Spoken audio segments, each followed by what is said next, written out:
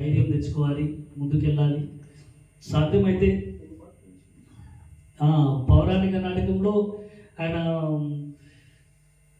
శ్రీకృష్ణుని పాత్ర ధరించడం జరిగింది. తర్వాత నేను శిష్యుడిని, ఆయన గురువు. వివేకానంద నాటకంలో ఆయన రామకృష్ణ పరమహంసగా ఆయన పాత్రధారి, నేను వివేకానందుడిగా చేశాము. ఆ ఒక కీర్తన దాదాపు ఆ ఒక డ్రామా సంవత్సర కాలం కరోనాలో అందరూ కూరగాయలకు లాక్డౌన్ ఎత్తేస్తారు కదా, గంట సేపు కూరగాయలు నిత్యావసరాలు తెలుసుకోనికి మాస్కులు పెట్టి. మేము ఆ కరోనా లాక్డౌన్ ఎత్తగానే మేము రిహార్సల్ పోయేది పాఠశాలకి. అంత కష్టపడి ఆ డ్రామా నేర్చుకోవడం, ఆయన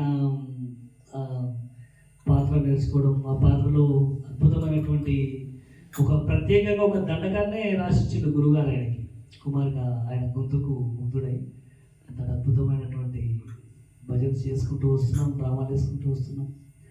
ఆయన ఏంటంటే ఇప్పుడు శ్రీవాణి సాంస్కృతిక సంస్థ రాష్ట్ర వ్యాప్తంగా ఆయన స్ఫూర్తితోటి రాష్ట్రం మొత్తం మన కార్యక్రమాలు, మన భజన కార్యక్రమాలు ముందుకు తీసుకెళ్ళాలి. మనల్ని ఆదర్శంగా తీసుకొని ఎంతోమంది యువకులు, వందలాది మంది యువకులు శ్రీవాణిని మనసులో, కుమార్ని మనసులో తలుచుకొని భజనలు ప్రారంభం చేసిన వాళ్ళు కోకొన్నారు. సో ఆ మొలకెత్తినటువంటి ఆ మొలకలకు నీళ్లు పోసినట్టుగా మనం నిరంతరం ఇలానే పని చేస్తూ ఉన్నాం. ఈరోజు కూడా రాబోయే రోజుల్లో కూడా ఈ సంవత్సరం 2026 మండల స్థాయి భజన పోటీలు ఒక 50 నుంచి 60 మండలాల్లో భజన పోటీలు పెడుతున్నాం.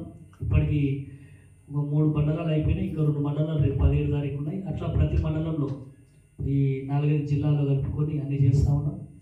ఈ మండల స్థాయి భజన పోటీలు అయిపోయిన తర్వాత ప్రతి మండలంలో గెలుపొందినటువంటి మొదటి బహుమతి, రెండవ బహుమతి పొందినటువంటి భజన బృందాలను జిల్లా కేంద్రంలోకి తీసుకెళ్ళి మన జిల్లా స్థాయి పోటీ ఉంటుంది అన్నమాట. ఈ క్రమంలో మా కుమార్ కృషి కుమార్ గారి పేరు మీద జిల్లా స్థాయి భజన పోటీలు పెడదామనే ఆలోచనతోటి ముందుకున్నాం. యాక్చువల్గా ఈరోజు షాద్నగర్లో పెద్ద కార్యక్రమం అంగరంగ వైభవంగా జరగాలి, కానీ రేపు ఇది జరగబోయేది ఉంది కాబట్టి మేము దాన్ని విరమించుకొని అన్ని మండలాలు వస్తాయి. ఇప్పుడైతేనేమో ఒక చాలా తక్కువ వచ్చే అవకాశం ఉంటుంది.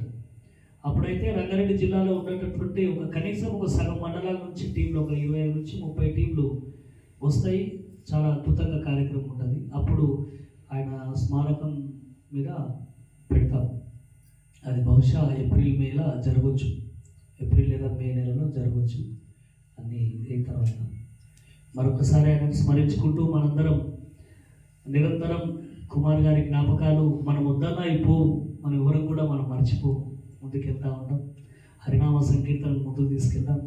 మనం ఒకరొకరము ఒక్కొక్క కుమార్ కావాలి, ఒకరొకరు ఒక శక్తి అయ్యి ఆయన చుట్టూ తేనెటీగల్లాగా ఎలా అయితే, తేనె చుట్టూ తేనెటీగలు ఉన్నట్టుగా ఎలా అయితే భక్తులు గుమిగూడి చూసేవాళ్ళు భజన, మన చుట్టూ కూడా అలా గుమిగూడేటట్లుగా మనం ప్రయత్నం చేసి బాగా సాధన చేసి ముందుకెళ్ళి మనం కూడా అట్లా తయారయ్యే ప్రయత్నం చేసి ఇంకా ఈ భజనని విస్తరించి చేసేటటువంటి పరిస్థితి తీసుకురావాలి. ఇంకా 2-3 కీర్తనలు పాడేసి